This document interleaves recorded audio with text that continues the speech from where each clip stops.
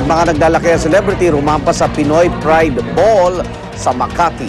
At tabayanan mga karagdagang detalye mamaya sa unang balita.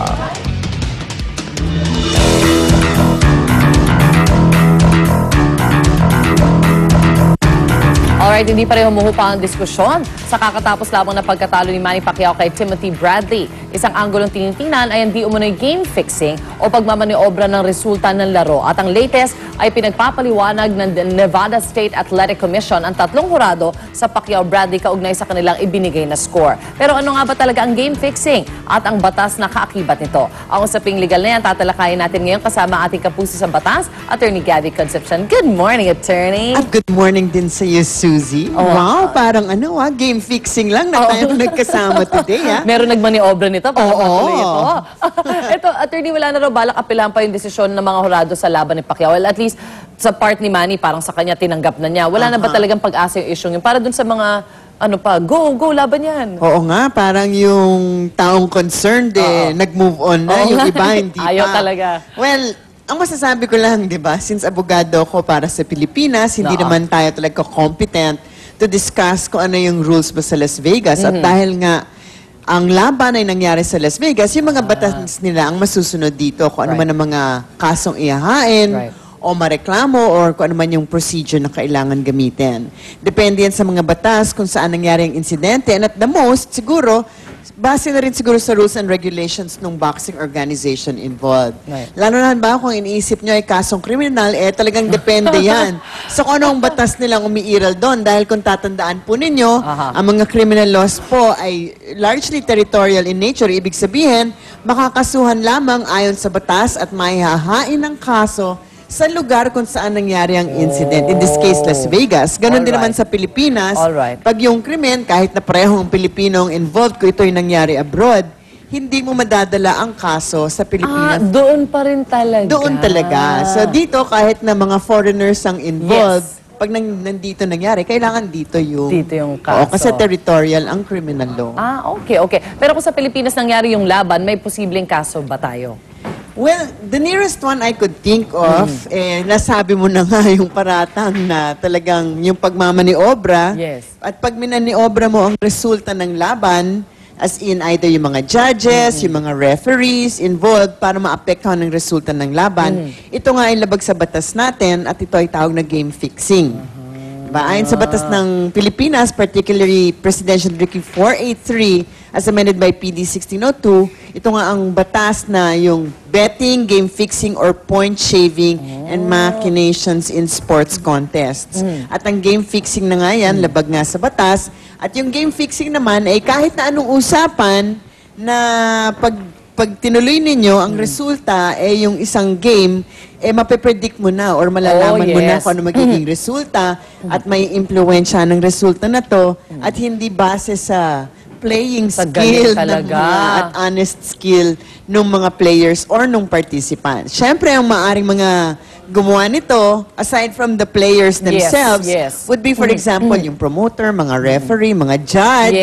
Although dito wala naman, parang wala pang masyadong parang brave enough sa kaso ni Pacquiao to actually accuse the judges of anything, no? Parang sinasabi lang labo naman, parang ganyan. Pero wala naman sinasabi. Although meron nang lumabas at nagsabing, mukhang mafia daw to, di ba?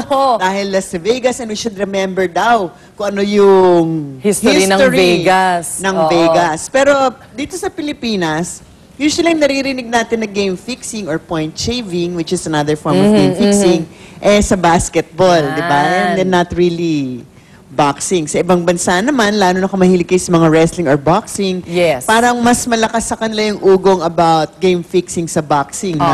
Kung minsan, mukhang hindi naman daw talaga na-knockout parang nagpa-pretend na matulog. lang, parang gano'n. Pero pag ganyan, well, I just imagine, parang ang daming involved kasi kakausapin mo yung atleta, kakausapin mo yung ganito, That's di ba? right. And somebody has to really spill the beans. Kumbaga, ang hirap ko na ng ebidensya kung talagang nagkaroon ng game fixing. Correct.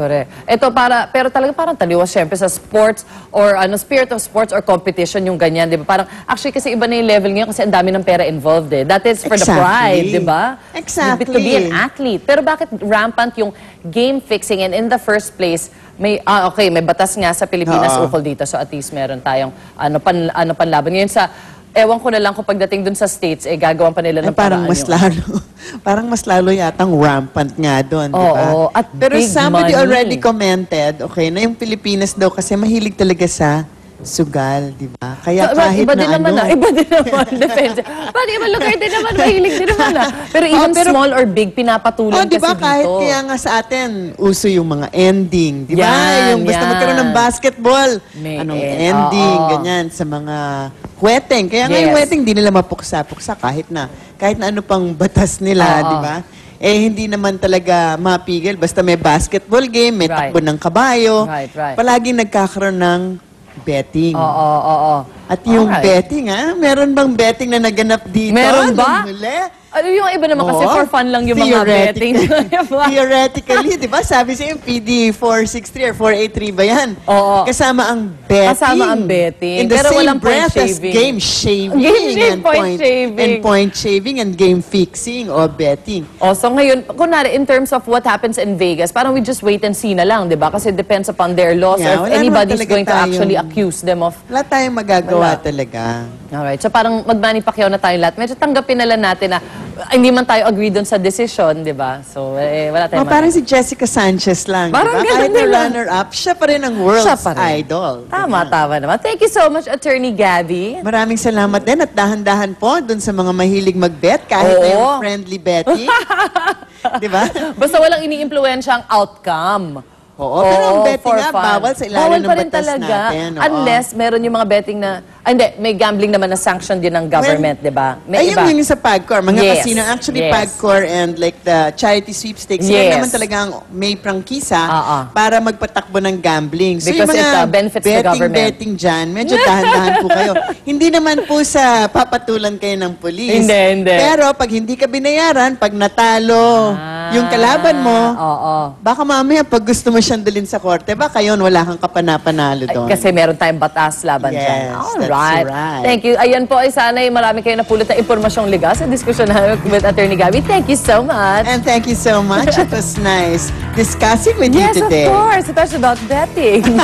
Lipat naman tayo sa ating unang balita. Parang guilty lang ang